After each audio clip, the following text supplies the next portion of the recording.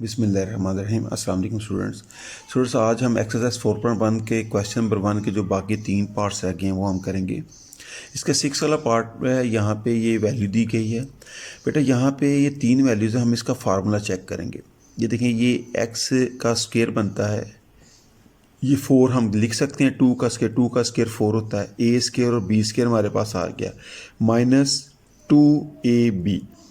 2 फार्मूले का, a हमने ये लिखा, b हमारे पास ये मौजूद है, 2 द 4x आ गया, ये हमारे पास ये मौजूद आ गया। इसका मतलब हम कह सकते हैं ये a फार्मूले का माइनस और ये b जो 2 है इसका होल का स्क्वायर बन गया हमारे पास।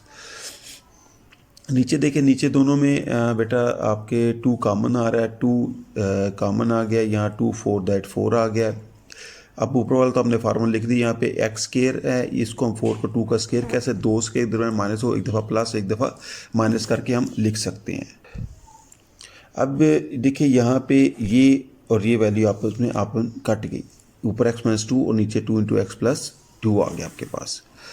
नेक्स्ट बेटा क्वेश्चन है, यहाँ पे क्वेश्चन गिवन है, ऊपर देखिए आपके पास 64 दोनों में कॉमन आ रहा है, ले लिया। x पावर 5 है, यहाँ x है, एक x छोटी पावर हमारे हमेशा में कॉमन आती है, वो ले ली हमने।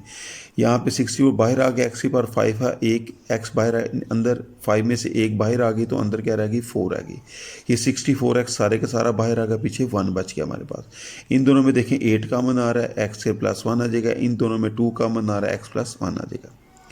a टू द 16 यहाँ पे आ गया।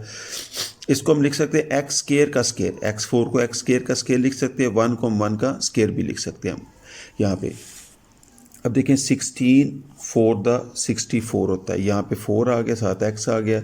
ये एक्स स्क्वायर का स्क्वायर, दो स्क्वायर के दरमियान माइनस हो, एक दफ़ा हम इसको प्लस में करके लिख सकते हैं और एक दफ़ा इसको माइनस में लिख सकते हैं।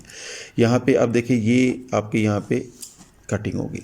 एक्स स्क्वायर माइनस 1 को हमने पहले भी पढ़ा कि इस तरह का बार बार आएगा मुख्तलिफ क्वेश्चंस के अंदर, तो एक्स के माइनस एक दफ़ा प्लस एक दफ़ा माइनस करके लिखेंगे। अब प्लस वाला प्लस के साथ कैंसिल हो गया, अब ये हमारे पास 4x इंटू एक्स माइनस 1 हमारे पास आंसर आ गया। सो बेटा इसमें लास्ट वाला पार्ट है, 9x square minus x square minus 4 whole square है, नीचे ये वैल्यू दी गई है। अब 9x स्क्वायर को हम लिख सकते हैं 3x का होल स्क्वायर, 3 का स्क्वायर 9 आ जाएगा, एक्स स्क्वायर आ जाएगा।